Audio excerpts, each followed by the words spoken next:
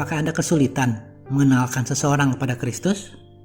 Saya Agustinus. Selamat datang pada channel Touching Heavens, tempat kita mengenal dan belajar kebenaran firman Tuhan dalam Alkitab. Karena Alkitab membimbing hidup kepada Kristus. Pada hari ini kita belajar teladan dari Rasul Andreas.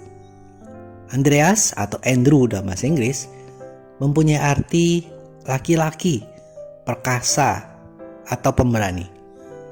Nama Andreas ini disebutkan 13 kali dalam Perjanjian Baru. Dan hari peringatan akan dirinya dirayakan setiap tanggal 30 November. Awalnya Andreas adalah murid Yohanes Pembaptis. Tapi ketika Yohanes Pembaptis menunjukkan kepada Yesus bahwa lihatlah anak domba Allah, Andreas mengerti bahwa Yesus lebih besar daripada Yohanes Pembaptis. Dan saat itu juga ia meninggalkan Yohanes untuk mengikuti Yesus. Tercatat dalam kitab Injil Yohanes 1 ayat 36 sampai 42. Bersama dengan saudaranya Simon yang menjadi Petrus atau Kefas, berasal dari Betsaida di pesisir Danau Galilea.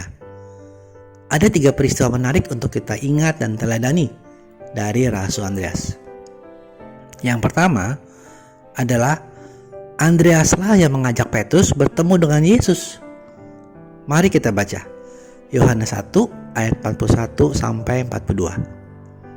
Andreas mula-mula bertemu dengan Simon saudaranya, dan ia berkata, "Kami telah menemukan Mesias," artinya Kristus. Ia membawanya kepada Yesus. Yesus memandang dia dan berkata, "Engkau Simon anak Yohanes, engkau akan dinamakan Kefas," artinya Petrus.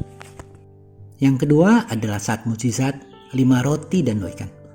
Andreaslah yang membawa anak yang mempunyai 5 roti dan 2 ikan itu kepada Yesus. Mari kita baca Yohanes 6 ayat 8 sampai 9.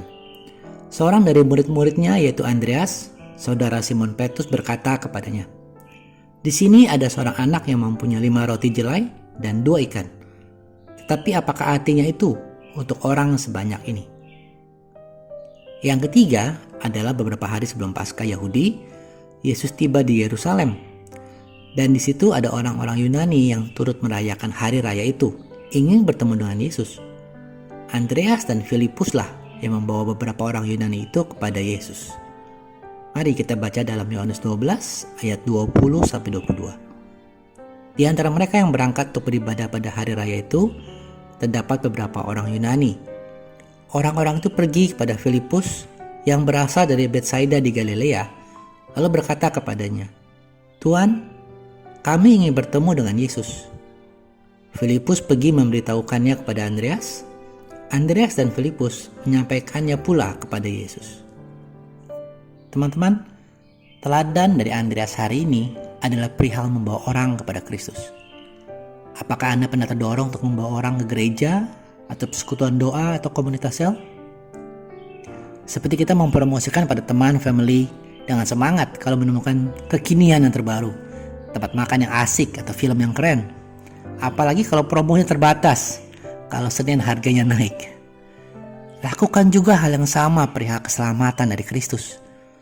Mungkin karena Tuhan Yesus berkata, "Di rumah Bapakku banyak tempat tinggal," jadi orang santai-santai saja. Tapi ingat, waktu kita di dunia ini sangat terbatas. Jika kita menunda-nunda menjadi Tuhan, jika kita malas mengajak orang pada Kristus, nanti jadi penyesalan saat waktu di dunia habis. Semangat! Yuk hari ini kita ajak satu orang lagi kepada Kristus. Pakai sosial mediamu, akun IG, TikTok, share picture, omong tentang Tuhan, omong tentang surga. We may not know it yet, tapi Tuhan bisa banget pakai hal itu untuk menyentuh hati seseorang yang sedang membutuhkan kasih Tuhan.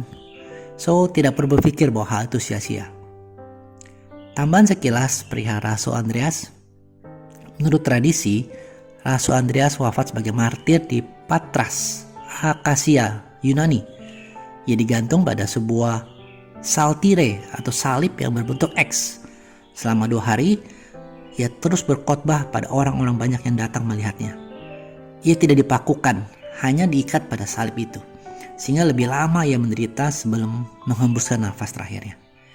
Salib berbentuk X ini kemudian dinamakan sebagai salib Santo Andreas. Dan nama Santo Andreas menjadi pelindung negeri Skotlandia yang pada bendera negaranya terdapat salib berbentuk X. Terima kasih sudah menyaksikan. Mohon like dan subscribe untuk membantu channel ini bertumbuh dan firman Tuhan semakin diwartakan. Sampai bertemu pada video kenal Alkitab Rabu depan. Kasih karunia Tuhan Yesus Kristus menyertai Anda sekalian. Amin.